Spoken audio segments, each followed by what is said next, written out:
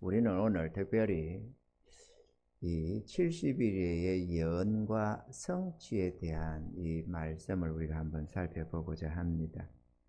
이거는 성경 속에 기록된 이 내용은 이스라엘의 역사를 나타내고 있습니다.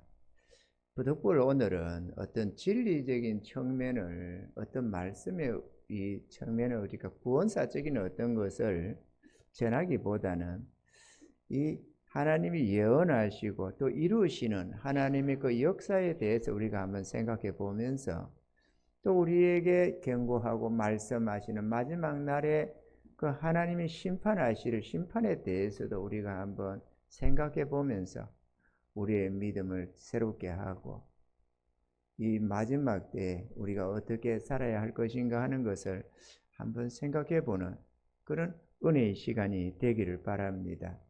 부득불 오늘은 이 역사에 대해서 우리가 좀 생각할 수밖에 없습니다.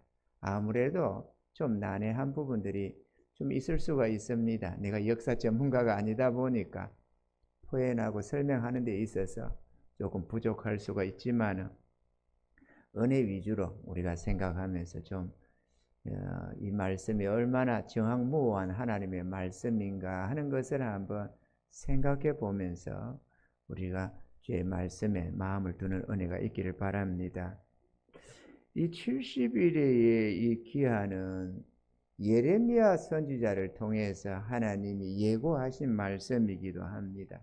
하나님은 예레미야 선지자를 통해서 예레미야 29장에 하나님이 70년이 차면 예루살렘이 회복될 것을 말씀하는 장면이 나옵니다. 그러니까 이스라엘이 하나님께 패역하게 되고 하나님은 그들을 바벨론의 왕 느부갓네살의 손에 붙이게 되는데 이스라엘이 멸망을 한다는 겁니다. 그래서 이스라엘이 황무하게 되어버립니다. 수많은 사람들이 죽임을 당하고 포로로 잡혀가고 이스라엘이 텅텅 비어버리는 불모지가 되어버리는 사건이 생깁니다. 이러한 이스라엘의 멸망의 시기에 눈물의 선지자 예레미야에게 하나님이 예고해 주신 말씀이 다름이 아니라 이스라엘의 멸망을 하지만 다시 회복할 것에 대해서 말씀을 하는 것입니다. 분명히 이스라엘이 멸망을 하는데 하나님께서는 예레미야에게 땅을 사라고 말씀도 하시고 그렇게 하면서 아니 이스라엘이 멸망하는데 이제 다 끝나는데 땅을 사가지고 무슨 소용이 있느냐라고 했지만 하나님께서는 때가 되면 돌아올 거다. 돌아와서 다시 이전처럼 이 나라가 회복될 거다라고 했습니다. 생각해 보세요. 큰 나라에 대적하다가 멸망을 당하고 나머지는 다 포로 잡혀가거나 다 죽임 당하거나 하고 완전히 이스라엘이 말갛게 쓸어버림을 당했습니다. 그냥 어느 정도 침공당한 그 정도가 아니고 완전히 멸망을 당해버리고 말았습니다. 그래서 이스라엘 나라가 텅텅 비어버리는 그런 사건이 생겼습니다. 그런데 다시 회복이 된다는 겁니다. 아니 어떻게 큰 나라에 다 끌려가고 다 끝나버렸는데 어떻게 다시 회복되느냐 탄식할 때 하나님께서는 반드시 이룬다고 말씀을 하셨습니다. 그런 상황 속에 주신 이 70일의 예언이 있었습니다. 70년이 지나면 다시 예루살렘이 이스라엘이 포로에서 돌아온다는 것입니다. 이것도 참 있을 수 없는 내용이었습니다. 이방에 사로잡혀간 포로들이 어떻게 돌아옵니까? 원래 뭔가가 돌아오려면 이 나라가 강해져 가지고 뭔가 돌아와야 되는데 저 애굽에서 노예 생활하다가 풀려질 때는 모세를 보내가지고 10가지 재앙 속에서 건져낸 줄은 알지만 바벨론의 포로로 잡혀간 사건 속에서는 그런 재앙으로 쳐가지고 돌아오는 것도 아니고 하나님께서는 기한이 차면 돌아올 거라고 하는데 정말로 돌아왔습니다. 그래서 어떻게 돌아왔느냐 하면 이스라엘이 바벨론으로 포로로 잡혀간 게 3번에 걸쳐서 잡혀갔습니다. 그래서 여호야김 4년에 잡혀간 게 그때 다니엘이 잡혀갔습니다. 다 끌려가고 했는데 그때 한번 첫째 1차로 잡혀갔고 2차는 여호야긴이 왕위에 등극했는데 애가 등극했었는데 100일 만에 포로로 잡혀가 버립니다. 데려가 버립니다. 그때 2차로 끌려갔고 그 다음에 시드기야 마지막 왕 11년에 9년에 쳐들어와 가지고 3년을 에워싸 가지고 다 도륙해서 데려가는, 다 죽이고 데려갑니다. 그런데 그때가 시드기야 11년에 포로로 잡혀가게 됩니다. 그러니까 3년을 에워싸서 항복을 권하는데도 도무지 말을 안 듣고 결국은 하나님이 너희가 항복하면은 살지만 항복하지 않고 버틴다면 반드시 멸망을 당하고 예루살렘은 다 허물어지고 왕궁은 다 소멸될 거라고 말을 하는 겁니다. 그런데도 시드기야 왕이 끝까지 예레미야의 경고를 듣지 않고 있다가 멸망을 당해버립니다. 그래서 전부 다 죽임을 당하고 또 더러는 뿔뿔이 도망을 가서 도망가고 나머지는 다 포로로 잡혀가거나 죽임을 당하고 이렇게 해서 이스라엘이 완전히 맑게 청소가 되어버리게 되는 것입니다. 이 사건이 생겼는데 다니엘이 그게 생각이 났다는 거예요. 1차에 포로를 잡혀간 다니엘이 거기서 섬기고 살다가 이 사건이 생각이 난 겁니다. 언제쯤 생각이 났느냐 하면은 잡혀가서 느부갓네살이 왕위가 끝나고 그 아들 벨사살 왕위가 끝나고 다리오 왕이 등극을 했는데 그때 생각이 났다는 겁니다. 아, 하나님이 예레미야 선지자를 통해서 우리 선주 예레미야를 통해서 예언했던 70년이 차면은 이스라엘이 회복이 된다고 했다. 이게 생각이 났다는 겁니다. 그런데 그때 예레미야를 통해서 하신 말씀이 그래도 내 백성이 구해야만 내가 돌이켜 주겠다고 했다는 것입니다. 이게 생각이 났던 겁니다. 예레미야를 통해서 예언했던 그 말씀이. 지금 이스라엘은 바벨론 포로를 잡혀와가지고 다 뭐 해가지고 회복이 될래야 될 수 없는 뿔뿔이 흩어져 있었습니다. 애굽에서 있을 때는 고센이라는 땅에 이렇게 그들이 한 곳에 정착해서 이렇게 모여 있었지만 바벨론을 포로로 잡혀가서는 완전히 그냥 흩어져 가지고 어디서 돌아올 수 있는 그런 여건이 전혀 아니었습니다. 그런데 하나님의 말씀이 생각이 났던 겁니다. 그래서 다니엘이가 오늘 말씀처럼 기도하기 시작합니다. 이게 이제 오늘 우리가 9장 1절로 2절을 보면 이렇게 되어 있습니다. 메대 족속 아하수엘의 아들 다리오가 갈대아 나라 왕으로 세움을 입던 원년 곧 그 통치 원년에 나 다니엘이 서책으로 말미암아 이 성경에 기록된 말씀으로 말미암아 여호와의 말씀이 선지자 예레미야에게 임하여 고하신 그 연수를 깨달았나니 곧 예루살렘의 항무함이 70년 만에 마치리라 하신 것이니라. 이게 생각이 났다는 거예요. 그래서 이제 기도하기 시작합니다. 하나님, 우리가 하나님 앞에 범죄해서 결국 이렇게 멸망을 당하였나이다. 하나님이 예고하신 말씀대로 순복하지 아니하고 교만을 행하고 하나님의 법을 거역하고 거스리다가 우리가 이렇게 황폐하게 되고 이방의 포로로 잡혀와서 이렇게 오늘까지 있게 되었다. 수욕을 당함이 있다. 모두가 멸망을 당하고 죽임을 당하고 때로는 포로 잡혀와서 이렇게 되고 있다. 그런데 하나님 용서해 달라고 기도를 하기 시작합니다. 16절에 보면 주여 내가 구하옵나니 주는 주의 공의를 쫓아사 주의 분노를 주의 성 예루살렘 주의 거룩한 산에서 떠나게 하옵소서. 이는 우리의 죄와 우리 열조의 죄악을 인하여 예루살렘과 주의 백성이 사면에 있는 자에게 수욕을 받음이니이다.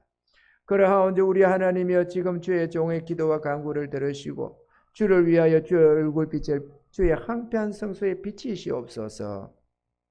이러면서 계속해서 기도를 하는 겁니다. 19절에 보면 주여 들으소서 주여 용서하소서 주여 들으시고 행하소서 지체치 마옵소서. 나의 하나님이여 주 자신을 위하여 하시옵소서. 이는 주의 성과 주의 백성이 주의 이름으로 일컫는 바 됨이니이다.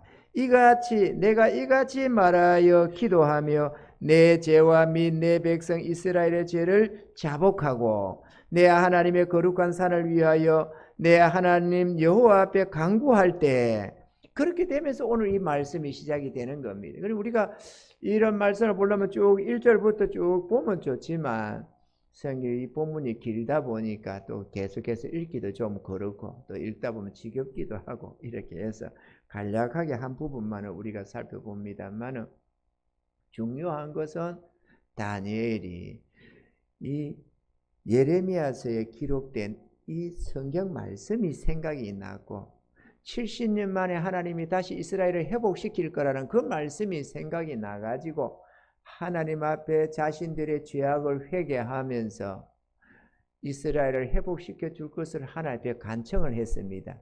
그때 하나님이 천사를 보내가지고 가브리엘 천사를 보내서 다니엘에게 오늘 알려주는 말씀이 70일의 예언을 주셨습니다. 사실 70년 만에 이스라엘은 이 바벨론에서 회복되기 시작했습니다. 그래서 3차에 거쳐서 이스라엘이 다시 회복을 해가지고 그것도 고레스 원년에 친히 바벨론 왕이 친히 칙령을 내립니다. 이스라엘 백성은 다 누구든지 올라가고 싶은 사람은 다 예루살렘에 올라가서 하나님의 성전을 지어라. 이렇게 하면서 바벨론이 이스라엘에서 가져갔던 성전 기물들을 다 붙여서 가져 올라가라고 해서 서룹바벨과 예수아가 1차로 바벨론에서 포로 기한을 돌아옵니다.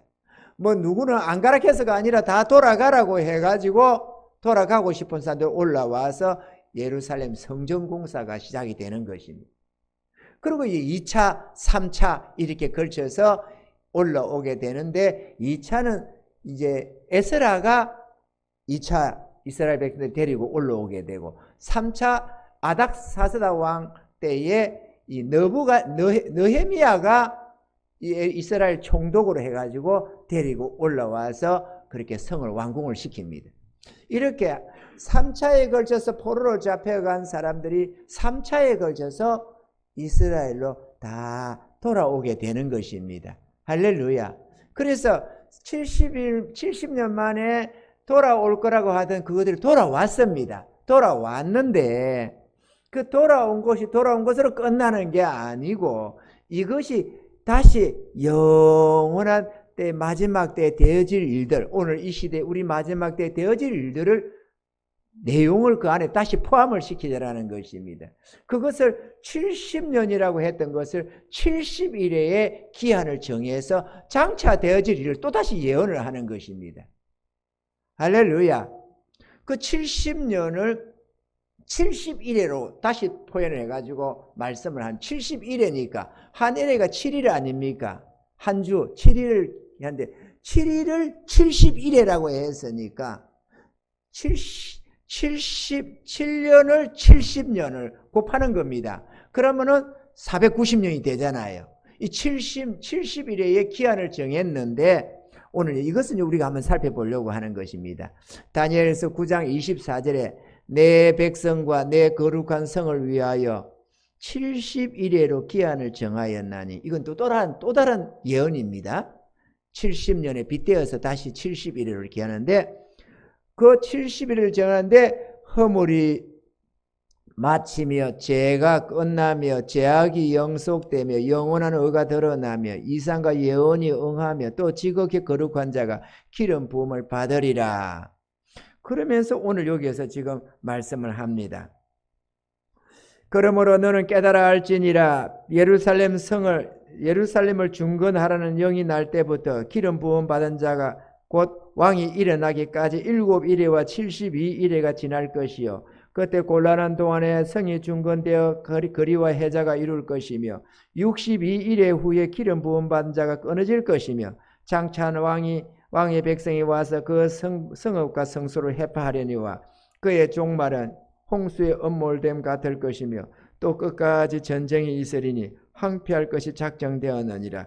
그가 장차 많은 사람으로 더불어 한 일해 동안의 언약을 굳게 정하겠고 그가 그 일의 절반의 제사와 예물을 금지할 것이며 또 잠포하여 미운 물건이 날개를 의지하여 설 것이며 또 이미 정한 종말까지 진노가 황폐케 하는 자에게 쏟아지리라 하였느니라. 자, 이것에 대해서 이제 우리가 한번 생각해 보겠습니다. 예루살렘을 중건하라고 하는 영이 날 때부터 7일에와 72일에가 지날 것이다. 이렇게 말씀을 합니다. 이 이 70일에는 예루살렘 성을 중건하라는 영이 날 때부터라고 했는데 그게 언제 났느냐?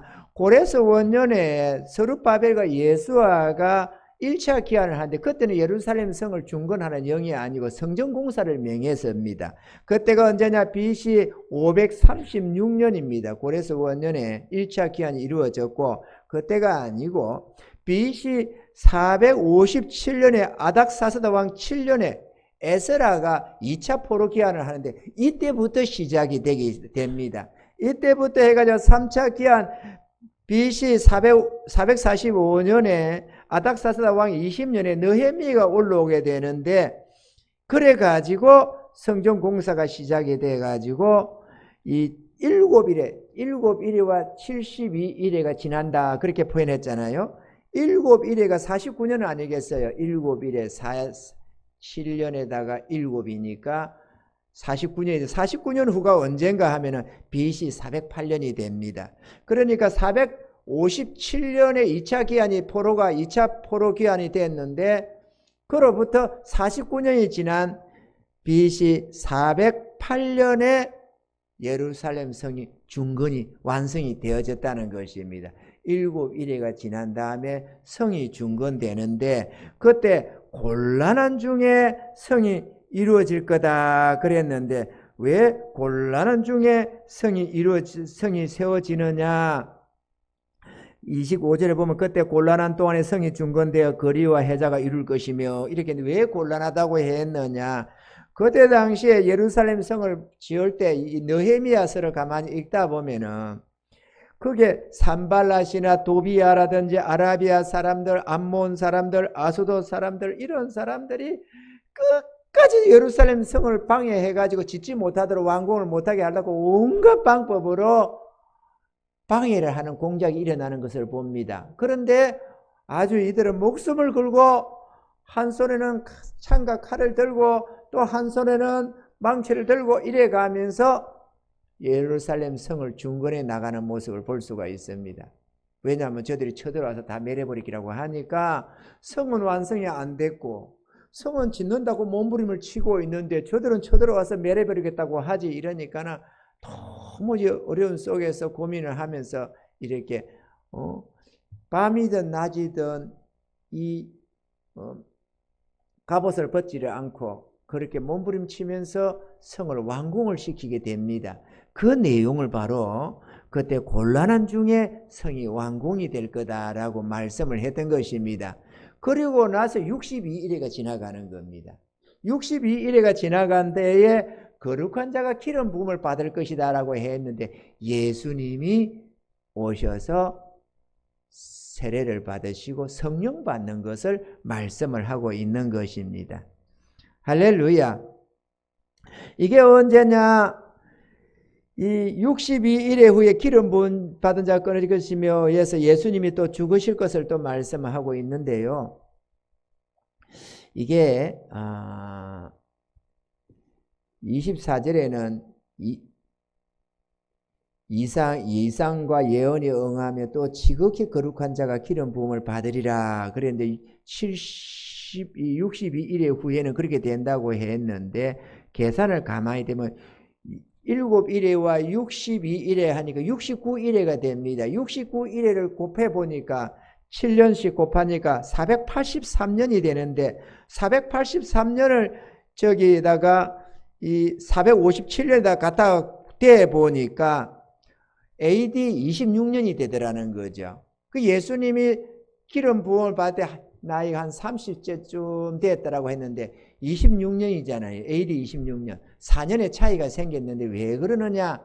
이 서력 기원이 만들어지고 되면서 4년의 오차가 생겼다는 겁니다. 이 서력 기원이라는 것은 우리가 서기 525년에 만들어졌습니다. 디오니스우스 엑시구스라는 사람이 교황 요한 1세의 요청을 받아가지고 이 수도사였는데 이분이 요청을 받아가지고 95년간의 부활절을 계산을 내면서 달력을 만듭니다. 그게 우리가 쓰는 지금 서기라는 달력입니다. 먼저 나와서 만들어진 게 아니고 뒤에 만들어져가 뒤에 예수님 이후 500여 년이 지난 뒤에 만들어져 가지고 연대를 계산돼서 놓은 겁니다.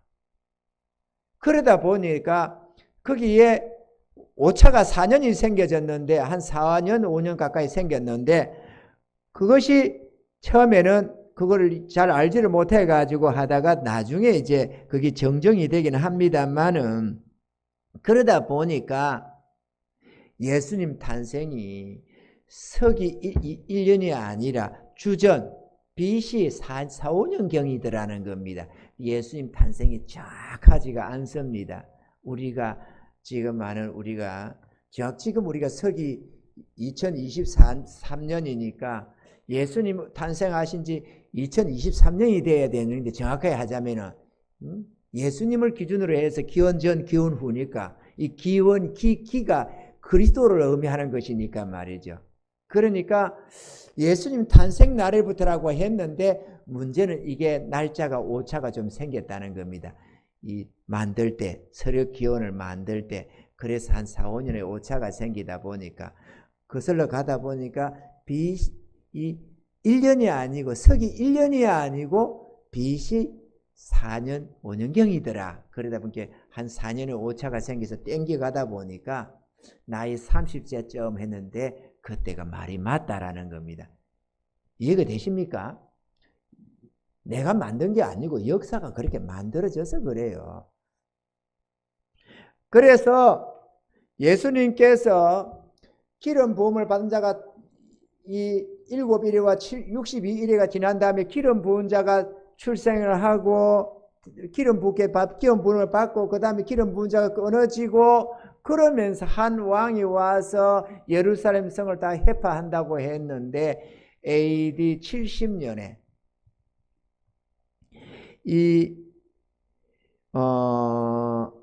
로마 황제 아들 티토스 장군이 와가지고 예루살렘 성을 완전히 파괴하고 예루살렘 성전도 완전히 무너뜨려 버리게 되는 것입니다. 예루살렘 성에 돌 하나도 돌 위에 남지 않는다고 했는데 어느 그 아름다운 성을 이 예루살렘 성전을 지키려고 했는데 무너뜨리려고 한 건 아닌데 어느 병사가 그다가 불을 던져버리는 바람에 불이 붙어가지고 예루살렘 성전 안에 금덩이가 녹아나고 은이 녹고 하니까 그걸 캐겠다고 그냥 낱낱이 헤쳐가지고 돌 하나도 돌 위에 남지 않고 다 무너뜨려졌다고 하잖아요. 그렇게 해서 다 멸망을 했는데 이때 당시에 티토스 장군과 이 로마 병사들에 의해서 죽임을 당한 자가 110만 명이 넘고 유대인들이 죽었고 9만 7천여 명이 포로되어서 잡혀갔다고 기록을 하고 있습니다. 이렇게 해서 제 성경에 기록된 대로 이스라엘이 항폐하게 됩니다. 이것은 예수님 당시에 다시 또 예수님께서 마지막 때 항폐해야 될 것을 또 말씀을 했었고 제자들이 예루살렘 성전을 보여주면서 주님 저 얼마나 성전이 아름답습니까 하니까 장차 이게 이제 돌 하나 돌 위에 남지 않고 다 무너지린다 했는데 그 때가 다름 아니라 이게 되더라는 겁니다. 그러면서 주님은 말씀을 하셨습니다. 때가 이방인의 때가 차기까지 예루살렘이 황폐될 거다. 이스라엘은 멸망을 당한다. 그런데 때가 되면 다시 예루살렘이 회복될 것과 그때에는 수많은 무화과 나무와 모든 나무가 다시 싹을 낸다고 했는데 무화과 나무는 이스라엘을 의미하는 것으로서 2000년 만에 다시 회복이 되어졌고 모든 나무도 싹을 낸다고 했는데 모든 나무들이 어떤 나무들이냐 하면은 수많은 나라들이 2차 대전 때를 끝나면서 회복이 됐습니다. 베트남, 캄보디아, 라오스, 타이, 말레이시아, 인도, 방글라데시, 네팔, 부탄, 미얀마, 체코슬로바키아, 예멘, 한국, 독일, 필리핀, 유고슬라비아, 싱가포르 이런 수많은 나라들이 회복을 했다는 겁니다. 이때 그러면서 우리는 1945년에 해방을 맞았는데 예루살렘은 1948년에 해방을 했습니다. 독립이 됐습니다. 2000년이 지나니까 하나님께서는 이방인의 때가 차면은 이스라엘이 회복될 거라고 말씀을 성경에 말씀하시더니만 정말로 나라 없이 2000년이 지난 이후에 예루살렘이 회복을 맞이해서 지금 저렇게 이스라엘이 다시 독립을 맞이했다는 겁니다. 할렐루야. 하나님의 말씀은 정확무어합니다. 오늘 말씀에도 그 7일과 62일이 지나면 이 기름 부음 받은 자가 끊어질 것이며 했는데 예수님이 죽임을 당하게 되고 마지막 한 일회가 남았습니다. 그 당시에는 이어서 한 일회 7년이 이어갈 줄 알았는데 성경은 구원사적으로 기록이 돼가지고 그 안에 2000년이 싹 숨어 있었던 겁니다. 이방인의 때가. 이스라엘 때가 아닌 이방인의 때가 그 안에 딱 돼 있었던 거죠. 그리고 다시 7년이 지나간다는 겁니다.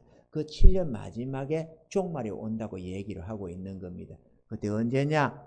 다 이스라엘이 다 회복하고 독립을 맞이하고 그러고 나면 이 세대가 지나기 전에 내가 오리라 그렇게 했는데 그 세대가 지금 끝날이 돼가고 있다는 겁니다. 그 성경에 보면은 한 세대를 약 100년을 잡습니다. 어떤 사람은 60년, 우리 60년 한갑 이걸 60년이 아니냐, 혹은 희년이 50년이 아니냐, 뭐 여러 가지로 의견이 분분합니다만은 성경에 세대를 기록한 것을 보면은 100년입니다.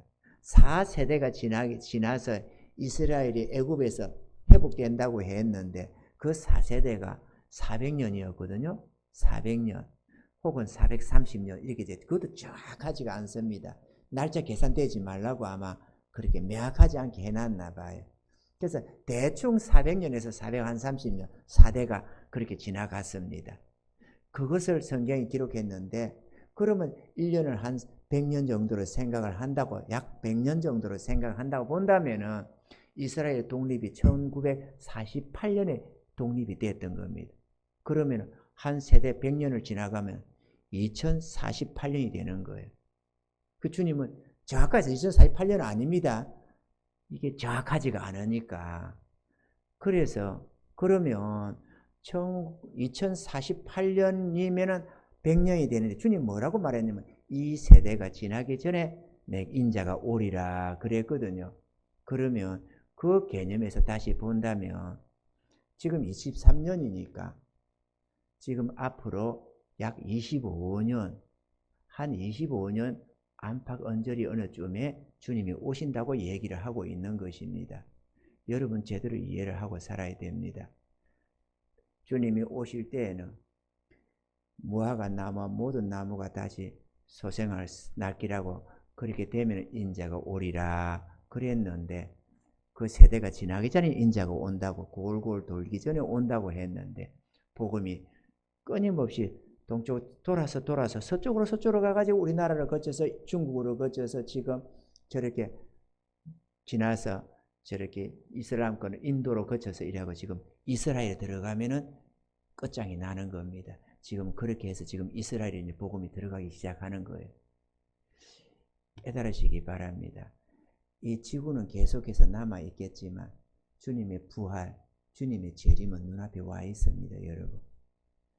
땅에다가 미련 두지 말고 준비하시기 바랍니다. 할렐루야. 주의 말씀은 1.1핵도 거짓이 없습니다. 근데 마지막 한 1회 동안에 제사와 예물을 금한다고 말씀했는데 이 하나님의 섬김을 패한다고 말씀을 합니다. 이 27절에 보면 이렇게 오늘 이 본문의 27절에 보면 그가 장차 한 사람으로 더불어 한 일회 동안의 언약을 굳게 정하겠고 그가 그 일회의 절반의 제사와 예물을 금지할 것이며 했는데 제사와 예물이 뭐냐? 하나님께 제사 드리는 헌신을 제하겠다라고 하는 것입니다. 하나님께 헌신됨을 제해버린다. 그리고 예물을 금하게 되고 또 잠포하여 미운 물건이 날개를 의지하여 설 것이며 했는데 하나님의 자리에 우상이 자리를 차지할 것이다 라고 했습니다. 그러니까 주님이 오실 때에 왜 주님이 오시느냐? 더 이상 구원이 없는 겁니다. 헌신이 사라지고 거짓된 종교가 참 신앙을 대체하고 그렇게 외식과 불법이 가득해서 이제는 더 이상 안 되겠다. 그러니까 주님이 오시는 겁니다. 여러분 지금 한번 봐봐요. 교회가 어떻게 모습을 떼가고 있는지. 거룩한 그 자리에 악한 것들이 서가지고 하나님의 교회를 다 폐쇄시키고 멸망하는 날이 곧 온다는 겁니다. 오래지 않습니다, 여러분. 이번처럼 우리나라도 봤죠? 예배를 금해버리는 것을. 기독교 국가에, 이 기독교 자유민주주의 국가에 정치가 교회를 막아버렸어요. 예배를 못 드리도록. 공산주의 국가는 말할 것도 없죠. 공산주의 국가는 성경에 들고 있다면 난리 납니다. 그래서 공산주의 국가 속에서는 신앙생활을 못합니다, 여러분. 우리 이 나라가 자유민주주의를 잃어서는 안 됩니다. 민주주의에 속지 마세요. 민주주의라는 거는 자유민주주의도 있지만 공산민주주의도 있어요. 북한도 민주주의거든요. 북한도 민주주의라고. 그러니까 민주주의라고는 말에 쏙지 말아야 됩니다. 자유라는 단어가 들어가 줘야만 우리가 말하는 민주주의가 되는 거예요. 아시겠습니까, 여러분? 이 사회주의를 꿈꾸는, 공산 사회주의를 꿈꾸는 자들도 자꾸 민주주의 그러잖아요. 그리고 여러분, 뭐 이렇게 돈 나눠주는 거 좋아하고, 요즘에 나눠주고 뭐 기본 뭐 해준다고 나눠주는 거 여러분들 봤죠? 주로? 돈 나눠주는 거 누가 나눠줍니까? 우리는 국가가 나눠준다고 생각하면서 받는 겁니다. 국가가 나눠주는 게 아니에요. 국가가 무슨 돈을 찍어냅니까? 국가가 무슨 은행을 가지고 있어요. 돈을 찍어내게. 이 받아가지고 착취해가지고 나눠주는 거예요. 있는 사람들에게서. 그러니 여러분 생각해 봐봐요. 기업들로부터 돈을 이렇게 뭐 어떻게든 있는 사람한테 세금을 많이 거두어가지고 없는 사람 나눠주면 좋아 보이잖아요. 그런데 그게 공산 사상이라는 겁니다. 공산 사상. 공산주의 사상은 다 거둬가지고 같이 나누어 분배하는 거예요. 그런데 그게 좋아 보이지만 망합니다, 여러분. 기업에서 착취를 하기 시작하면 기업이 다 떠나요. 어느 누가 미친놈들이 아니고서야 다 뺏기면서 그게 기업을 할 사람이 누가 있어요. 베네수엘라는 말이죠. 저는 베네수엘거든요. 저도 공산국가거든요. 거기 보면 어떻게 하느냐 하면요. 의사나 노동자나 월급을 같이 줘요.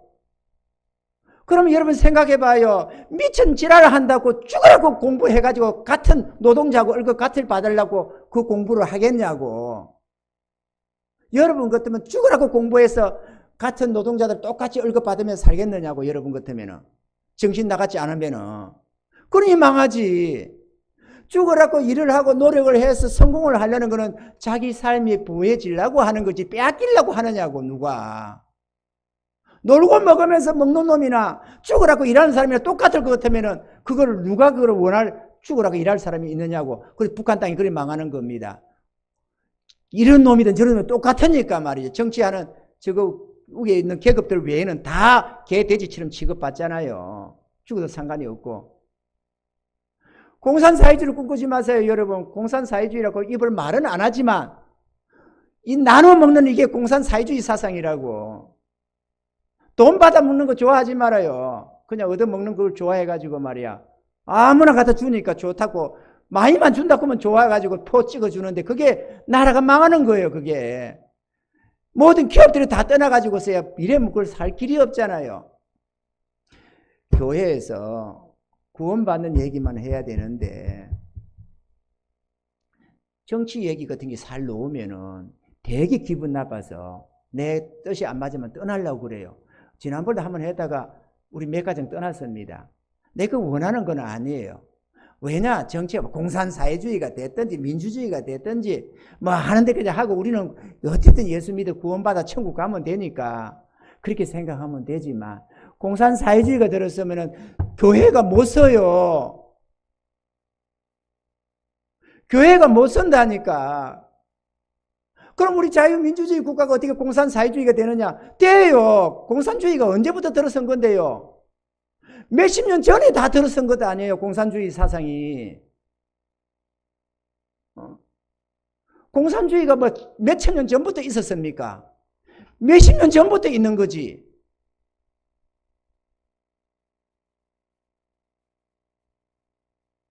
그래가지고 공산주의 국가는 기독교가 못 써요. 다 죽어요.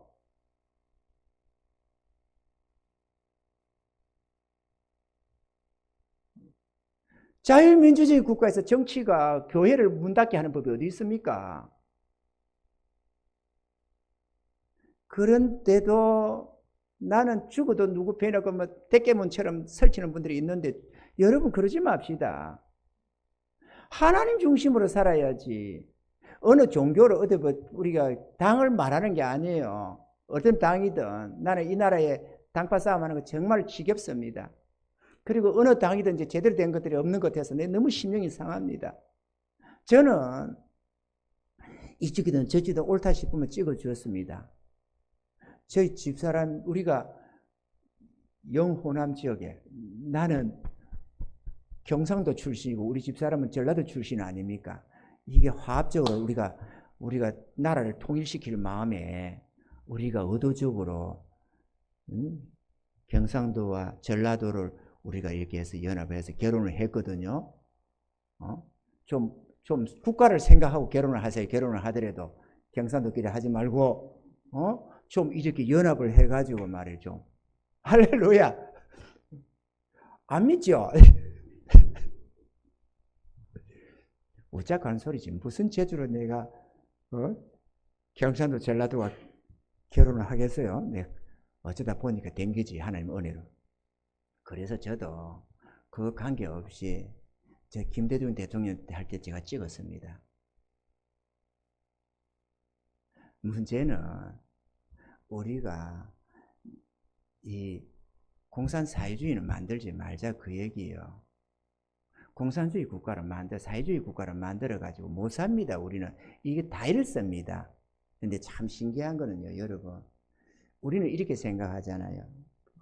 투표가 있고 하니까 만약에 어느 당이 마음에 안 들면 뒤에 언제든지 우리는 다른 쪽을 찍으면 된다고 생각하잖아요. 그러면 다시 돌아온다고 생각을 합니다. 그런데 일단 이 공산사회주의가 딱 들어서고 나면 다시는 못 돌아옵니다. 왜냐하면은 이 우파 속에는요, 자유민주주의 속에는 공산주의도 살고 다 삽니다. 그건 잡아 죽이는 게 아니에요. 자유민주주의 속에는 내가 공산주의자다 그래도 아무 상관없어요. 법에 하나 안 잡혀 들어가요. 왜냐하면 그게 자유민주주의 특색이 모두를 수용하는 거니까. 그 안에는 얼마든지 좌파들도 일어설 수 있어요. 얼마든지 공산주의도 그 안에 존재해요. 이석기가 나라 엎으려다가 잡혀 들어간 거지 저들이 어떻게 하는 거 아니죠. 가만히 다 있어요. 그런데 공산사회주의 속에는 자유민주주의는 절대로 못 삽니다. 다 죽습니다. 이게 뭔지 이게 얼마나 위험한 줄 알아야 돼요. 공산사회주의가 되고 나면 다시는 민주주의로 못 들어와요. 그걸 우리가 이해를 해야 돼요. 그래서 조심을 하자고 하는 겁니다. 여러분, 자유민주주의 속이라야만 기독교가 살아요. 그 정치인들이 잘하냐 못하냐 그거는 그들 개개인의 문제에 있는 거고, 이쪽에도 잘하는 사람도 있고 못하는 사람도 있고 저쪽에도 흉악한 놈들도 있고 뭐도 있고 다 있겠지만 어디면 없습니까? 경찰 속에도 나쁜 놈들이 있고 말이죠. 교회 안에도 나쁜 사람들이 있고 목사 속에도 나쁜 놈들이 있고 말이요. 얼마든지 다 있어요. 나쁜 놈들은 다 있어요. 어디든지 다 있어요. 문제는 공산사회주의는 안 된다 그거예요. 그거 속에는 자유민주주의가 설 길이 없고 우리 국민들이 표가 어떻게 해볼 수가 없어요. 표 가지고 되는 게 아닙니다. 지금도 표를 가지고 선관위가 마음대로 바꿔놔도 누구 하나 따지지도 못하잖아요. 표를 바꿔도 못 따지는데 표를 찍은 사람이 나이가 180 몇 살도 있다니까. 우리나라에 180 몇 살 사는 사람이 어디 있어요. 그런데 그런 표가 나왔으면은 난리가 나야 되잖아요. 언론에. 안 난다니까. 정치가 개판이라니까 지금. 우리가 쏟고 사는 거예요. 국민들이 어리숙해져가지고. 말이 안 되는 짓을 하는데도 누구 하나 따지지를 못하잖아요. 그걸 몰라서 안 하는 게 아니에요. 똑똑한 사람 다 알아. 그런데 선관위를 어떻게 싸우냐? 선관위가 어떻게 싸우며 헌법재판관과 어떻게 싸워요? 안 싸워지잖아요. 우리가 못 싸워요. 나라가 심각해져 있다는 걸 알아야 됩니다, 여러분. 저는 어느 당파가 아닙니다. 저는 예수님파예요. 예수님 당이지. 그렇지만은 기독교는 살아가야 되잖아요. 그래야 우리가 구원을 받으니까. 아멘이죠. 교회는 살아야지. 교회가 박살나면 어떻게 돼요? 아무리 내가 이 파가 좋든 저 파가 좋든 그건 뒷문제지.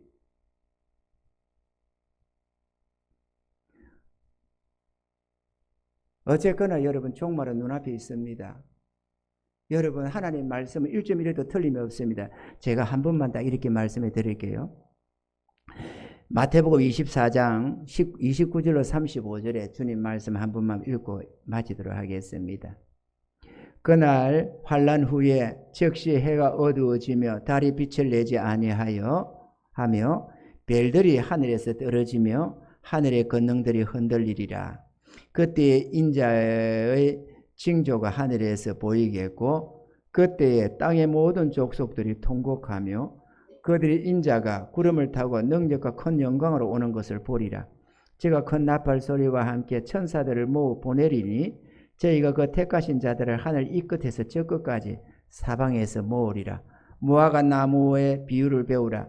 그 가지가 연하여지고 잎사귀를 내면 여름이 가까운 줄을 아나니 이와 같이 너희도 이 모든 일을 보거든 인자가 가까이 있고 문 앞에 이런 줄을 알라. 내가 진실로 너희에게 말하노니 이 세대가 지나기 전에 이 일이 다 이루리라. 천지는 없어지겠으나 내 말은 없어지지 아니하리라. 여러분 사고 팔고 먹고 마고 시집가고 장가가고 이런저런 한다고 정신 팔다 보면은 돈 벌고 뭐하고 한다 보면은 하나님이 예고 경고의 말씀을 우리가 경홀히 듣게 됩니다. 땅에다가 정신 팔다 보면은 하나님의 심판의 날이 점점 다가오는 줄을 모른다고 성경은 말씀을 합니다. 저 롯의 때에도 소돔과 고모라에 그 불덩이가 떨어지고 멸망을 당하는 그날까지도 그들은 하나님의 심판을 알지 못하고 집을 짓고 땅을 사고 팔고 시집가고 장가가고 그렇게 했다고 마지막 내가 올 때도 또 그렇게 될 거다라고 했습니다. 우리가 세상에 너무 정신 팔다 보면 주님의 경고에 이 사인들을 다 놓칠 수가 있습니다. 우리가 어느 길을 가다 보면 잘 몰라도 거기 이정표를 보면서 지금 몇 킬로 남았다. 어디로 가려면 지금 여기서 어느 방향을 꺾어야 된다. 이정표가 있잖아요. 그걸 보면서 우리가 지금 내가 가는 목적지가 저쪽 방향인가 보네. 얼마 남았네. 그러면서 가는 겁니다. 성경에는 이정표가 다 있습니다. 주님이 오실 날까지를. 그리고 그때 당시에 이 세상에 되어질 내용들을 다 보여주고 있습니다. 여러분 우리가 2차 대전이 끝나고 나서 다시는 전쟁이 없을 줄 알았습니다. 그래서 군비를 다 멈추고 미국 같은 데도 말이죠. 그 많은 조선소위 다 없애버리고 군비 만드는 거 다 없애고 그랬잖아요. 왜냐면은 이제는 전쟁이 없다. 유엔이 들어서고 해가지고 전쟁이 없다고 생각한 겁니다. 그래가지고 지금 우리나라만 지금 엄청나게 무기를 만들어내지 저기 유럽에 저걸 다 보태도 우리나라 군비 만드는 것만큼밖에 못 된다잖아요. 세상에 그 정도로 우리나라만 군비를 많이 만들어내는 나라가 되었습니다. 그래서 지금 군비를 많이 팔고 있잖아요, 지금. 그 왜 그러느냐? 이제는 전쟁이 없다 이거죠. 유엔이 통치를 하고 이제는 이런 공산주의니 민주주의니 할 것 없이 서로 공존해가지고 살다 보니까 그러니까 중국에도 지금 막 들어가서 온 세계 여러 나라들이 들어가지고 세계 공장이라고 할 정도로 돼 있고 러시아도 어느 나라끼리 이게 안 된 데가 어디 있어요. 그랬는데 성경에는 보니까 마지막 때가 되면은 지진도 나고 기근도 생기고 처처에 전쟁도 생기고 전쟁이 생긴다 이걸 전쟁이 없는데 지금 한번 봐봐요. 러시아와 우크라이나 전쟁이 터졌지. 지금 뭐 중동이 지금 난리가 나고 있는 거 아니에요. 지금 저것만 뭐 정도가 이스라엘하고 저것만 나는 게 아니고 지금 난리 벚꽃대기가 생기고 있는 겁니다. 완전 화약고처럼 터지려고 말이에요. 물론 뭐 국지전은 여기저기 있지만 다시 온 세계가 경각심을 가지고 군비를 저장한다고 난리가 난 거예요. 모든 나라들마다. 전쟁이 없는 거 아니네? 이래가지고 전쟁이 없을 거라 보고 다 없앴던 탱크며 뭐며 죄다 사들인다고 난리가 났잖아요. 지금 비행기며 뭐며 사들인다고 나라마다 지금 난리가 났잖아요. 지금 전쟁이 다시 터지니까. 중국은 뭐 대만 친다고 난리를 지지를 않나 지금 발칵 뒤집어졌잖아요. 일본은 군비를 2배나 증가시켰어요. 우리나라도 국방비 많이 늘렸습니다만 국방비를 무기에다가 만드는 게 아니고 월급 올려줘가지고 뭐 한다고 올리는 바람에 우리는 무기는 영 그렇지가 않아요. 어마어마한 무기를 생산하는 국가이기는 하지만 자체적으로 군사적으로 군비는 별 것 없어요. 그래가지고 전투기도 그렇고 뭐 저런 탱커니 뭐니 저런 것들도 말이에요. 상대방이 뭔가 이거 쏴면은 방어해야 되는데 방어도 안 하게 방어비 같은 것도 많이 들어간다고 안 엮고 뭐하고 해가지고 군비가 개판이에요. 지금 우리나라는. 아주 걱정스럽습니다. 쳐들어오면 당하면은 끔찍하게 우리도 많이 죽어 나갈 처지가 돼 있어요. 능동 방어 장치를 하고 뭐하고 달아야 되는데 그 돈 비싸다고 안 주고 말이고 병사들 월급만 죄다 올려놓아가지고 군비는 돈은 많이 이었는데 국방비는 어마어마하게 이어졌는데 군사 시설은 별 것 없다 그 얘기를 하는 거예요 지금. 복지비에만 닦아 이어가지고. 근데 우리 장병들이 죽어나가면 안 되잖아요. 장병들이 살 길을 찾아야지. 장병들은 죽어도 상관이 없나요? 지금 심각합니다. 온 세계 수많은 나라들이 지금 군비 경쟁을 벌린 것 아니에요. 지금 다시 전쟁이 터지게 생겼으니까. 이 주님의 종말의 때 예고한 대로 지금 대적하고 있다는 걸 말하는 겁니다. 첫째 지진과 기근이 지금 기근이 얼마나 온역은 또 어떻습니까? 온역이 큰 온역들이 있었기라 했는데 지금 코로나 봐봐요. 코로나19 더 큰 것도 올 거라고 지금 경고하고 있잖아요. 여러분 먹고 사는데 너무 정신 팔지 마세요. 먹고 사는 거 중요합니다. 그러나 정신 차리셔야 됩니다. 천년만년 살 것처럼 착각하지 마세요. 사는 거는 계속 앞으로도 더 많이 가겠지만 주의 구원은 곧 끝납니다. 여러분. 주님 재림과 함께는 다시는 구원이 없습니다. 그 주님의 재림이 눈앞에 와 있습니다. 여러분. 기억하시면서 여러분 삶을 경영해 나가시기 바랍니다. 주의 말씀은 1점이라도 틀림없습니다. 예레미야를 통해서 70년 만에 이스라엘이 회복되기를 하던 그것도 그대로 성취되었고 70일을 기한을 정하여서 주님 오셔서 예루살렘 성전이 완공이 되는 때로부터 시작해가지고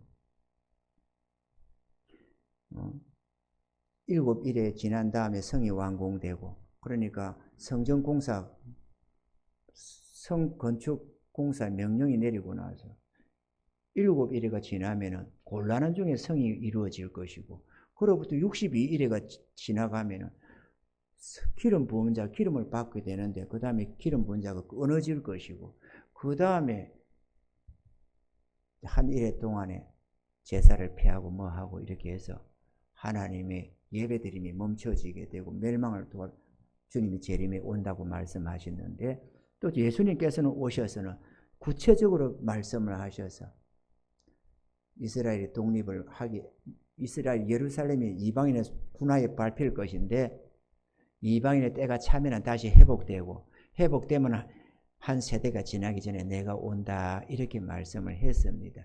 그 날이 눈앞에 와 있다 그 얘기를 지금 하는 겁니다. 정신 차리십시다 여러분. 먹고 산다고 정신 팔다가 모든 사인을 놓쳐버리고 어처구니 없이 저 롯의 두 사이처럼 내일 날 밝으면 하나님이 심판한다고 빨리 떠나라고 하니까 농담으로 여겼다고 하듯이 주의 이 경고를 농담으로 여기면서 살다가 멸망당하지 않도록 우리도 정신 차리고 준비하시기 바랍니다. 주님이 오실 날이 눈앞에 있으니 우리가 더 정신 차리고 주의 말씀에 귀를 기울이고 성경을 가까이 하시고 그러면서 성경 읽으시기 바랍니다. 성경 읽고 있죠? 성경 읽으시기 바랍니다. 그래도 한 1년에 1독 2독은 해야지. 하나님 백성이 하나님 말씀을 안 읽고 무슨 재주로 하나님이 하실 일들을 알겠어요? 모든 게 눈 다치고 기 막고 해가지고 먹고 산다고 정신 팔다 보면은 도둑같이 밤에 강도같이 내 삶에 주님이 임하게 되고 나의 날이 끝나게 되는 겁니다. 준비하셔서 천국 준비하시고 칭찬과 상급도 준비하시고 그렇게 해서 주님이 오실 때에 그 부활에 동참하는 은혜들이 있기를 바랍니다. 1.1획도 내 말은 끝나지 않는다. 천지는 없어지겠지만 이 보여지는 모든 세계는 사라지는 날이 오지만 주의 말씀은 없어지지 않는다는 주의 말씀을 귀담아 들으시기 바랍니다. 할렐루야. 어설프지만 오늘 짧은 시간이지만 이스라엘 역사 속에 주님이 개입하신 사건들을 우리가 봤습니다. 단 1년도 오차도 없이 주님 하신 말씀대로 이루어지는 역사들을 말이죠. 여러분 준비합시다. 정신 차리십시다. 여러분 먹고 산다고 집 짓고 사고 팔고 돈 벌고 저축하고 즐기고 놀러다니고 그렇게 한다고 정신 팔다 보면 주님 보내신 사인을 죄다 흘려버리게 됩니다. 그런 어리석은 자가 되지 마시고 철저히 준비해서 승리하시는 저와 여러분 되기를 주 이름으로 축원합니다.